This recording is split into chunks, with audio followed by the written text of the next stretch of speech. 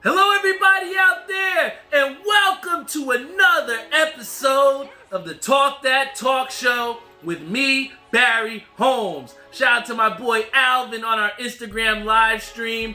We got episode 80 here tonight. It seems like yesterday when I started out this podcast, and to say that now, I'm on my 80th episode. Like I said, it just never gets old, and I'm just so appreciative of being here each and every Friday night to give you guys the Talk That Talk Show.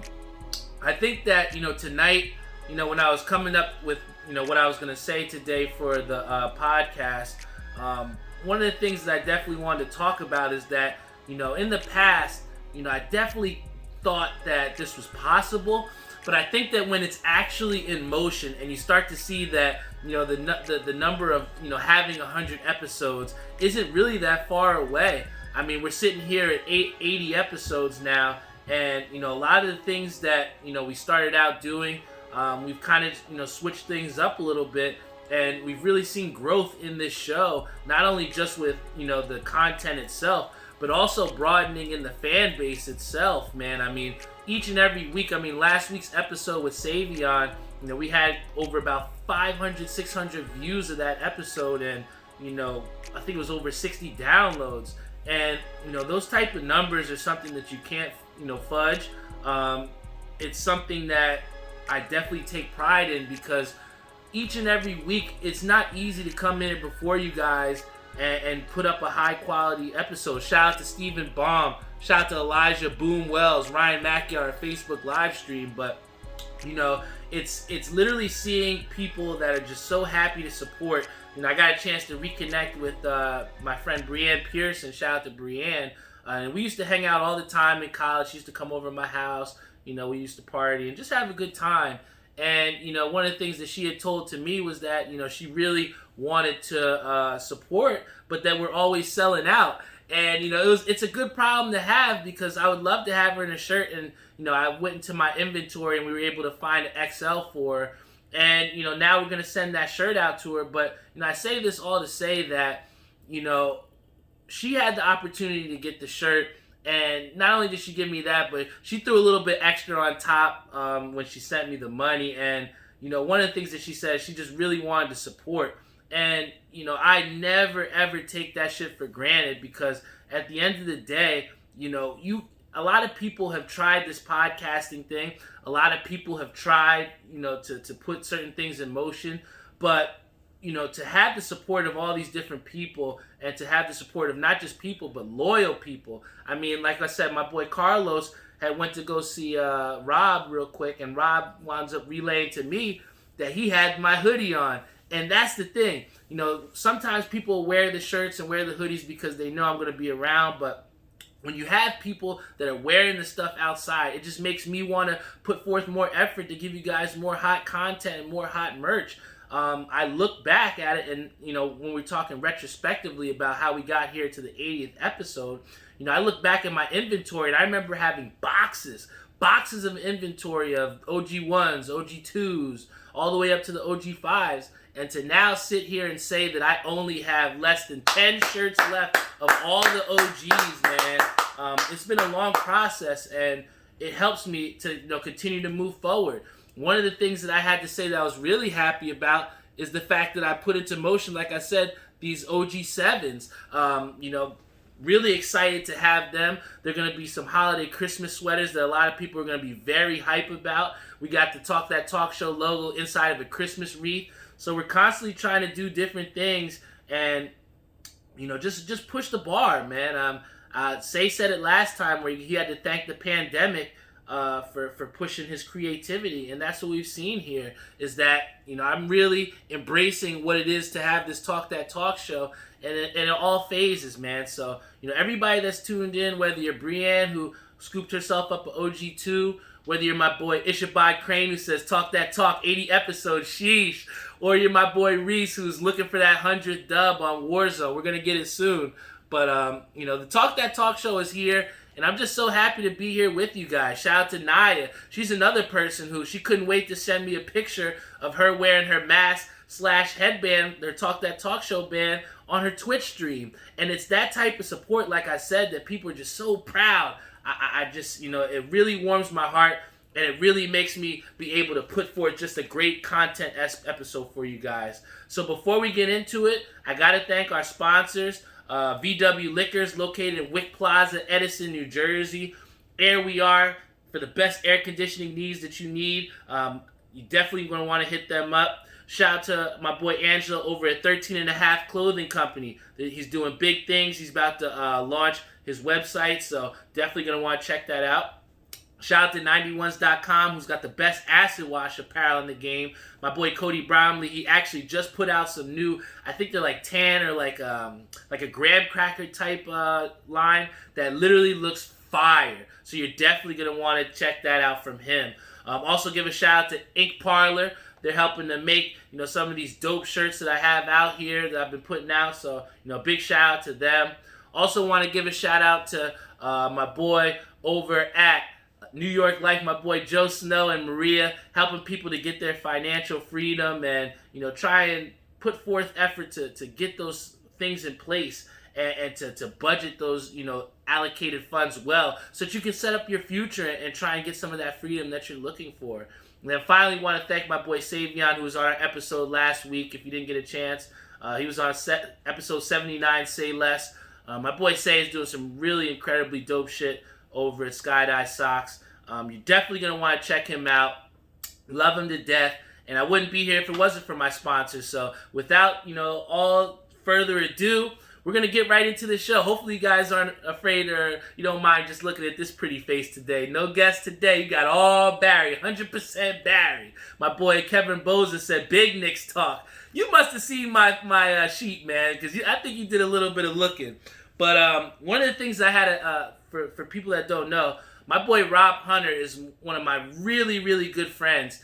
And, I had a chance to work with him over at Playworks. And we were just, once that position had ended where we kind of split and, did our separate ways, a lot of people, they say that, once you have a job, you have people that, are just work friends or you just work family. And I feel like Rob Hunter is somebody that's, my brother outside of the job and just, just in general. I mean, we've spent so many good times together, and he actually extended the opportunity for me to be on his podcast. So yesterday we recorded a podcast. It's supposed to premiere tomorrow night on YouTube. Check him out at 3 The Hard Way. But I had a blast, literally sharing the same space with my friends. It was the first time, well, actually not my first time, but it was the second time I guest appeared on a podcast. And, I went in on a Zoom interview with him, and it was just so dope to just, just be on the other side of it and to be able to answer questions and, just to help my other friend out. It was his birthday too, so, big birthday vibes to my boy Rob Hunter. But one of the questions that he asked that I actually had a chance to cover, I thought would be a great question to cover here on the show. And the thing that he asked me is, what were my top 5 wide receivers right now in the NFL? All right. If you guys want to play along, you can put your top 5 in, comment them into the Facebook stream or into the Instagram live stream. Shout out to my boy Josh Heems. Shout out to my boy Brian Spahn. He said, Kentucky loves you, B. I love you too, brother. You know the vibes. And then shout out to my boy Reese as well on our Facebook. But I had a very simple list, and I think that this list really came from the whole big hoopla that DeAndre Hopkins started, man. I mean, that catch was undeniably one of the best catches ever, man. A lot of people are going to tell me that I'm wrong because I still hold that Randy Moss catch with the one hand where he didn't even put it in the second hand. He still had it over Revis. I put that up there as one of the best catches, but that DeAndre Hopkins catch, to catch it on 3 people, a Buffalo secondary that is highly touted and very decorated. But, for him to do that, I don't have to tell you that he's my number 1 wide receiver right now, because right now, DeAndre Hopkins is the number 1 receiver in the game. But what we saw is, from the top 5, there's a couple people that are some interchangeable pieces, and some people that might have gotten left out of the list. But for me, I'm going to give an honorable mention in the top 5. And I know we haven't seen really much of him yet, But an honorable mention for me on this top 5 list is definitely Chase Claypool, because what we've seen from this guy in the Steelers is he's able to, make the Steeler offense, he's being used about 70% of those times in that offense. And what we've seen is he has about 7 touchdowns on the season. And Chase Claypool has been somebody that you've been able to use in the slot, use downfield. And even though he's not in my top 5, I wanted to put him as an honorable mention because I think that he is going to be somebody that we're going to have to look for in years to come. But for right now, we're talking about this top 5 in the NFL. And for me, I got to put, it's tough because I initially when I went on the podcast, I had Tyler Lockett here.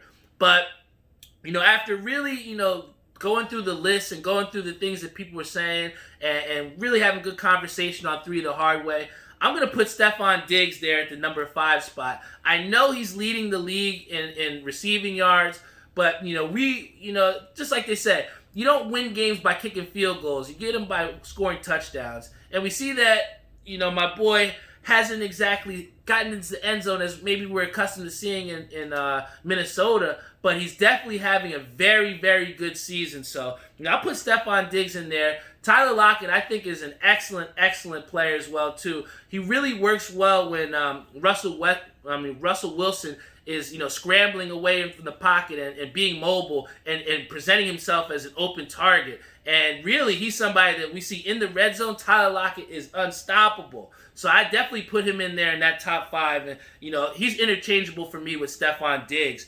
But at number 4, I'm going to put Davante Adams. Davante Adams, when healthy, is an absolutely violent pass catcher. He kind of reminds me of a little bit of a better Anquan Bolden. And what we've seen from him is that, he just really makes Aaron Rodgers' job, very easy. And he bails him out on a lot of high, difficult degree catches, man. So, Davante Adams is definitely somebody to have up there. And at the number 3 spot, I know a lot of people may say that I have this guy a little too high. But let me tell you, DK Metcalf is a problem. He is a physical specimen that has been able to not only just physically outmuscle guys, but he has the speed to just blow past people, man. And I absolutely love me some DK Metcalf. I think that if, he's not on that Seahawks team, we're not potentially talking about Russell Wilson having an MVP caliber year. So I got to put him up there at that number 3 spot, especially with his touchdown ability. I mean, and did you see this guy hawk down the guy who intercepted the ball and saved the touchdown? My God, that dude is a physical specimen. And one of the things that I blasted 3 the hard way, my boy Rob on his show, was because when they did this, last year they did a segment where they did like a, they did like almost a bracket challenge where they put all the different wide receivers together to see who they thought was the best wide receiver. And they did not have my guy, who I'm putting as the number 2 wide receiver. And I thought that was absolutely atrocious because this guy, Tyreek Hill, is an absolute monster. It seems like every single week he's scoring a touchdown. Anybody that likes to put in those player props or those parlays on, guys that are going to score a touchdown, you better put Tyreek Hill in that situation because Patrick Mahomes has absolutely lit it up, and he's not even leading the league in passing yards. But the thing is, Tyreek Hill has made it an opportunity to get those catches. He's the yards after catch are tremendous. He's absolutely blowing the top off of defenses, and for a small size wide receiver, he has really, really done a great job of almost being that Steve Smith 2.0. And I think in this era of football, you got to put him up there as the number 2 guy because Cheetah is an absolute stud. And like I said, at number 1, I got to put DeAndre Hopkins up there. I mean, the guy's a monster. If you didn't see what he did last week, I mean, you are absolutely sleeping. So, I think that DeAndre Hopkins definitely rounds out this list at number 1, and justifiably so. My boy Al puts in there, he says, who's at my top 5 QBs right now? That's a great question, and I think we're going to have to put that in the question box for next week because we definitely got some really dope stuff I want to cover as well, too. But we saw my boy Boza, who actually put in the chat, he said, yo, peep this.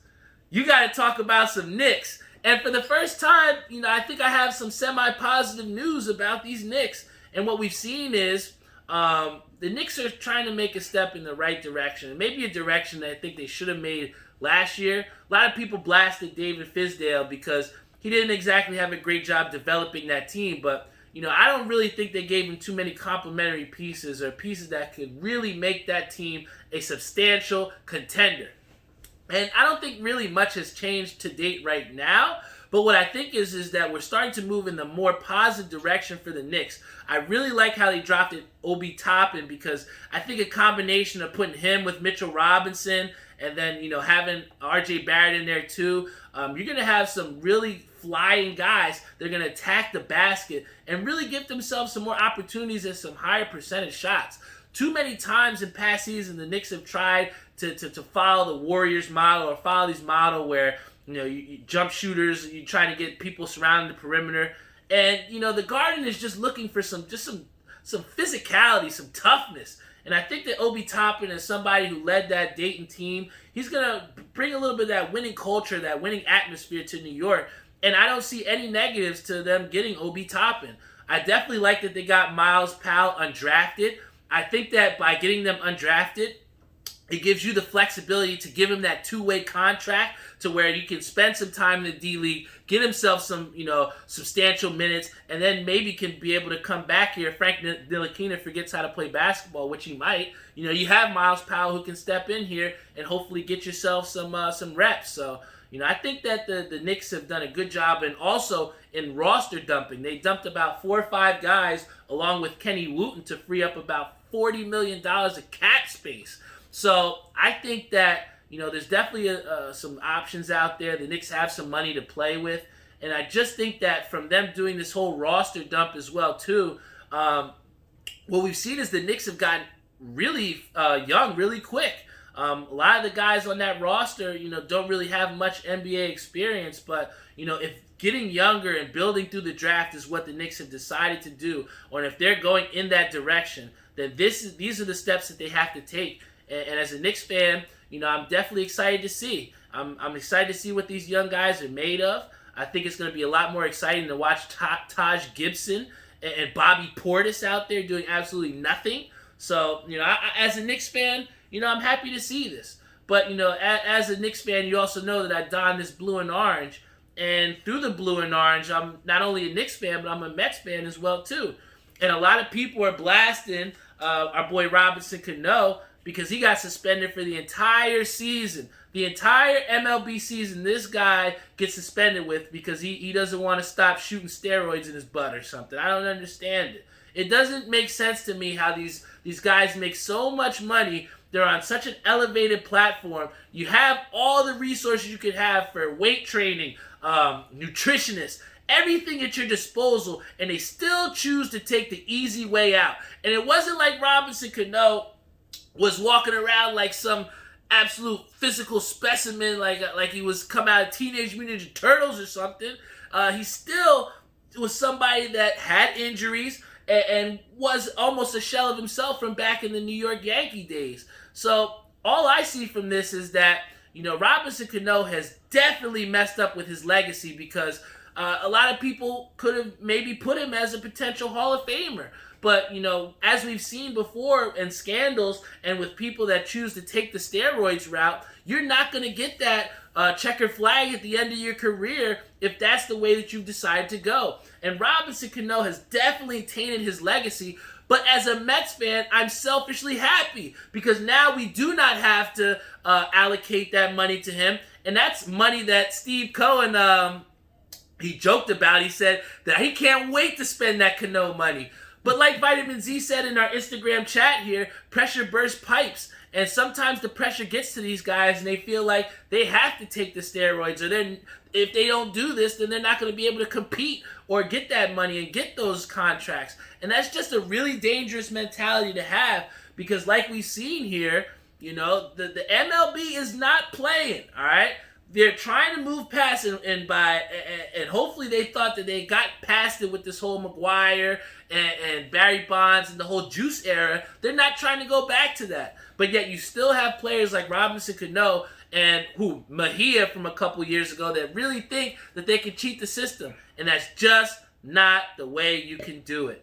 Our boy Brian, he also says, getting old and needs a boost, I guess, but it's still not right. Rely on your talent and your body that got you to that point. You're 100% right, Brian Spahn. But, one of the things that we've also seen is the fact that there's definitely some questions that have been going up now that we've seen that Klay Thompson, through playing some pickup ball on the side, trying to get himself ready and right for this short next season, but he tore his Achilles heel, and now he is going to be out indefinitely for the entire year next year. And what we've seen people ask is, and they say, is the Splash Brothers era over? And I tell you right now, I don't think it is. I think that we really have to look at the way and the play style of what Klay Thompson is. If he was playing like a Russell Westbrook or a John Morant, who literally relies on their explosive power and explosive maneuvers, that's not something that Klay Thompson is. He's somebody that works off ball with screens. He's able to get shots up, and he's somebody that I think that comparable to like a Rip Hamilton type player. And I think that Klay Thompson is going to be fine. Is it difficult? Of course. We see that Kevin Durant's going through it as well too. But, these NBA players have the best training staffs. They have the best resources. And, I just truly believe that he's going to surround himself with the right people. And I mean, this guy got hurt trying to train and get himself better. So you see that he has the mentality to try and get back in the game. So, I'm going to bet on Klay Thompson, and I think that he really is going to, get himself back to where he needs to be. We see John Wall took 2 years off, so maybe he can be an example and show that this is still possible to come back and play at an elite level. But aside from that, we've seen also that with the next-gen systems, we have some new games that came out. And we've seen a lot of people that are trying to hate on the shine and saying, oh, it's not necessary to get a next-gen system. You don't have to get a PS5 or an Xbox One or Xbox Series X. Well, let me tell you, it's a huge difference. And I'm so glad to be on the haves than the have-nots of next-generation gaming. And one of the things that people said was that you don't need a system now because the games aren't exclusive or they're not necessary for next-gen. Have you played NBA 2K21 yet before? Let me tell you, for next-gen gaming, this game has absolutely blown the doors off of what we thought a console was possible of, man. Shout out to my boy Ethan Bear, Crystal Dice on our Facebook live stream, but this game right here, with the fluidity and the gameplay that they've shown to elevate it up to the next-gen system, I'm completely been addicted to this game, and I've been playing it a lot. My career, the story, a lot of times when you have a shitty game, you usually tap the A button to try and skip the cutscenes, but I really have not skipped any cutscene on that NBA 2K My Career. And also afterwards, what I think is cool is a lot of times with the badge grinds, you'd see people getting a lot of Hall of Fame badges early. And what 2K has kind of done is now you have to get your attributes to a certain point to even earn certain badges. So it really adds to that replayability of the NBA 2K21 game. And then also with the city, I didn't even get a chance to unlock the city yet because what they do is they put you with all the rookies and you have to play random games to try and earn your way into this vast city that they've created on the next-gen system. And if this NBA 2K21 is going to be a representation of what we can look for sports games, or just games in general as far as being so expansive and what they have inside of them for these next-gen systems, boy, we are in for a treat, guys. Let me tell you, I cannot wait to see what other games are on the horizon. I've been playing a little bit of Godfall on PS5 too, but aside from those two games as far as direct exclusives for next-gen systems, I think that, this 2K21 is one that you're going to definitely have to play, man, for sure. And, moving forward, I also had some, the opportunity to scoop up a hat today. I don't know if you guys are really, like I said, I've reviewed some of the Hat Club hats before. And, Hat Club had a release today where they put out some of the black hats with the pink underbrims. And we see that they got some real heat. I had to stop myself. I said, I'm only going to be getting Mets hats from now on. So, I was able to scoop up a couple hats over this break. So if you guys want, just put if it's hot, or if it's not, put it's not hot in there. But, For this one right here, I was able to scoop up this dope Mets hat. If you saw, like I said, the release from Hack, this is not a Hat Club hat, but I did get it. It's really dope. This patch right here is something that we've seen from Hat Club, which they released with their hat today. But it's always different when you see different patches from the Mets. And sometimes with Hat Club and some of these other hat places, they get caught in having the same type of patches. And I felt absolutely in love with this hat when I got this hat. So we have some people in here that said that it's hot. So hopefully they think I got some good taste. So that's dope. And then secondly, this hat, my boy said he was sick because he did not get a chance to scoop it. He missed out on it. But I was very happy, and this is actually one of my favorite Mets hats right now. This is the Hat Club Northern Lights hat. We got a lavender type hat here with the baby blue underbrim, all right? The icy blue underbrim. This Northern Lights hat, I'm telling you, is one of my favorite new hats that Hat Club released recently, and it's definitely going to get some use from me. The Mets, I'm just really happy to see that a lot of these hat companies are also starting to cater to us Mets fans, because I was tired of getting these Yankee exclusives and them not showing us no love. Come on, man. We got my brother who actually commented in here. He said, can't build a better PC for the price of a console right now.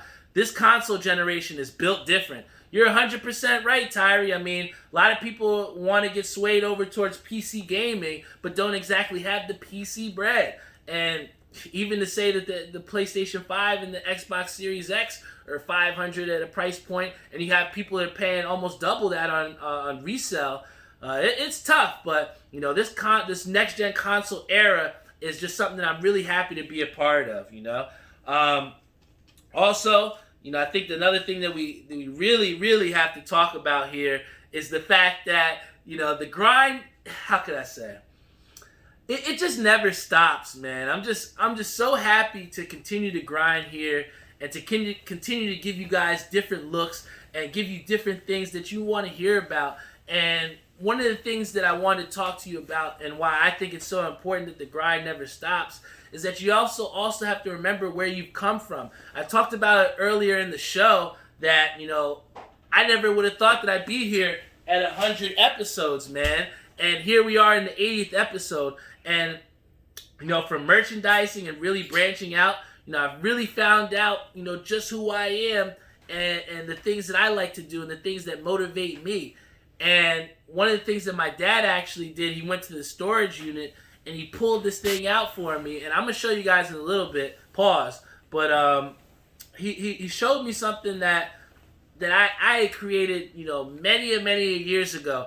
If you're a true Edison head, please, you might recognize this, and if you do, put it in the chat. But my dad went to the storage unit and he found one of my oldest entrepreneurial things that I went into. And for those that don't know, I tried a little bit of DJing in my high school days. I think Skilly brought it up before, but I had my hand in creating music. I was on virtual DJ, and I was pushing mixtapes, right?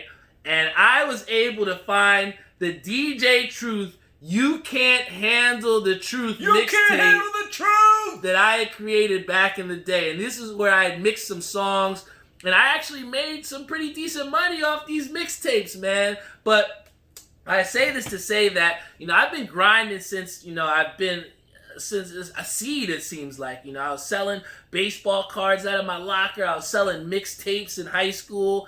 This entrepreneurial shit is in my blood, and it's something that it oozes out of me. So to be able to look back and see that, hey, I started almost here at DJ Truth, and now I've made it to be in the podcast that I am at 80 episodes and closing in on 100 episodes.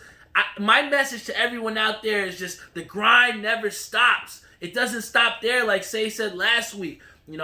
And don't be afraid to try out different ventures. Was I the best DJ? Probably not.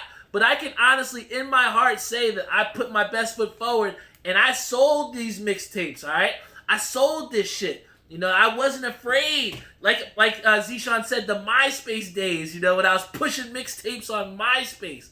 That's the type of effort that it takes. And was it the best opportunity? Probably not. But I did that. And the grind never stops there. And this mixtape right here just shows me that you can start somewhere, but the sky is the limit, man. To sit here before you guys and have this podcast going on my 80th episode, talking about hats and going into a beer review that I'm about to have shortly. I'm the most, I feel so blessed, man, and I feel so full and blessed with this opportunity to share the space with you guys every Friday night. And, I'm just happy to be here, man, to be here and to come from the DJ Truth, You Can't Handle the Truth mixtape, which I drew myself, all right, because I didn't even have a printer at the time. I mean, there's no excuse to try and succeed and to try and push for the things that you want, man. There's no excuse. Just go out there and get it, man. Go out there and get it. And, to that, I definitely want to go into this beer review before we end the show. A lot of people look forward to these beer reviews, guys. I'm telling you. Take advantage. A couple people came up to me and said that they enjoyed the Hershey Porter beer from Yuengling. Definitely going to want to check out these beers that I'm reviewing. Do not take this information lightly, people. But the beer that I have today is a beer called Southern Tier Harvest Autumn IPA. My mom actually got this for me maybe like a couple weeks ago. I think it was like for Halloween or something. But I definitely didn't get a chance to try it. And it's been on my list because I have so many beers to try, guys. But I made it out today, and I said that I was going to try this beer. Might say this is a stupid beer, but this is the Harvest IPA beer.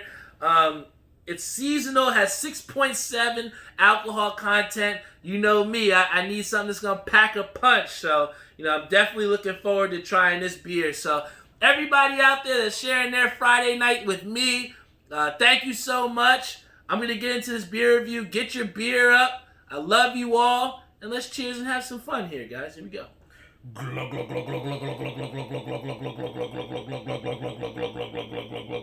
The Southern Tier Harvest Autumn IPA. Cheers to the harvest, whatever it may bring you. I'm telling you, man, like for a beer that has 6.7% alcohol, this was surprisingly smooth. I'm telling you, if you get a chance, please check out the Southern Tier beer from Harvest Autumn IPA. I'm definitely a fan of IPAs. You guys know me. I love my IPAs. I love my beer. But, this beer is surprisingly smooth for an IPA. And I definitely am going to have myself another one after the end of this show. But that about does it for the show, guys. I thank you so much for tuning into the show each and every Friday night. Like I said, we're on our 80th episode. And I'm just here sharing some time with y'all.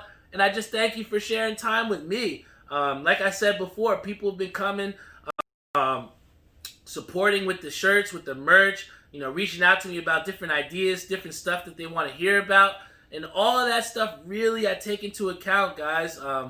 It means so much to have people that support. I had one friend, I said, I just hate questions. I hate questions, But the fact of the matter is when people are showing interest and they show investment and value in the fact and believing in you, that shit is powerful. And it's something, like I said, that I do not take lightly. And, I wouldn't be here if it wasn't for my sponsors. Shout out to VW Liquors, located in Wick Plaza, Addison, New Jersey. Let's go, Mets! Let's go, Mets! We always do that for Dave at the end of the show. Dave, Caroline, my boy Tim, Gabe Azzarello, Crystal Dice. We love them over at VW Liquors. Also want to give a shout out to my boy Cody Brownlee at 91s.com. Got the best acid wash apparel in the game. Want to give a shout out to my boy Timmy Hugo over at Ink Parlor, helping me to put out these incredibly dope OG shirts. The OG 7 is going to be coming out December 1st. We're shipping it out. Pre-orders are started now, all the way running till December 1st. If you'd like to get an OG 7, please. A lot of people have been saying that they haven't gotten a chance to get a shirt. I'm telling you, the OG 7, the Christmas sweater is going to have you ready for that holiday cheer. So please, reach out to me, see how you can get yourself a pre-ordered OG 7. And thank you to Timmy for helping me out with that. Also want to give a big time shout out to my boy Savion Gaynor over at Skydive Socks. He's definitely putting out some dope stuff. You're going to want to check him out. 13 and a half clothing company. I love my boy Angelo Crognale. He's doing big things. Also, Air We Are. They definitely can help you out with any of your air conditioning needs. And then also we want to give a big shout out to Maria and Joe Snow. They're doing a great job over there trying to provide people their financial freedom daily and give them a means to, work towards their future and to make it a reality. So please hit them up if you're looking to try and get your financial freedom, and they'll put you on a plan that'll work for you. All right. My boy Suge says Bazooka Barry gaming shirt is too tough. Yo, I was thinking about wearing it today, but something in me told me I gotta pull out my Devil stuff. I haven't been rocking the Devils too much lately, so the Bazooka Barry gaming shirt, my boy Suge wound up picking that up. But I absolutely love the different ventures that I've went into. And that's one of the ventures that I've went. I was able, people know that I stream twitch.tv/Bazooka Barry Gaming. I stream on there. I've been streaming a lot of the next gen games, but I actually just launched I did a soft launch on the merch there, and Suge was one of the people that was able to, help me out with that, and I was really, it means a lot, especially when I'm doing with some experimentation things that people still believe in those experiments. And one of the things we have on the back, it says high quality reps. So that's our battle cry, is that anytime we hop on the box or anytime we hop on, we ain't playing for play. This is high quality reps, all right? And Ish actually had the question. He said, how do you even pre-order? Ish, you know my number. You can reach out to me directly. Anybody else out there, you can message us on Talk That Talk Show on the Instagram. I think it's _Talk That Talk Show. Or you can message us on my Facebook. Message me at Barry Holmes on Facebook. You can message me on Talk That Talk Show on the Facebook page. Just find Talk That Talk Show. Message me. I will get you the pre-order information, and you'll be able to get yourself a dope Christmas sweater, all right? And I'll have you ready for those Christmas parties. Thank you again so much. I have one last question for those people that didn't get a chance to see. Jeezy and Gucci had themselves a versus battle. I don't know people that got a chance to see, but it was very weird to have Gucci Man, who literally killed young Jeezy's friend, who tried to kill him. Jeezy put out a $10,000 hit on Gucci, and Gucci bodied his homie and buried him in the back, And when you go and tell Jeezy that, go bury up your dead homie, it almost seems impossible that they were able to put together a versus. But like my boy Jeff said, with all the rappers like King Von that have lost their lives, I think that they thought it was important to kind of set those differences aside. I mean, I couldn't set aside if my homie got bodied. If somebody take my boy Jeff out, I promise you I'm coming out with something. But it's just, it's tough to see these rappers that go down and with the gun violence and, just trying to live up to this name. And I think for, Jeezy and Gucci to put those differences aside, to give us a versus battle that, pretty much was generational. I mean, growing up, Jeezy was the shit. And, when I was in college, I loved listening to Gucci Man. So to answer my boy Z-Sean's question, I'm a big Gucci fan. I love Gucci Man. But, in that versus battle, Jeezy got him. And it sucks because, Gucci Man, if you really haven't gotten a chance to listen to him, I know people have him in the media because he's got the ice cream cone on his face, but his music is really a vibe, man, and I feel like it's timeless. Anytime you put on any of those old mixtapes, you're bound to have some fun and get somebody out there twerking, But I love Gucci Man. I thought that versus battle was dope.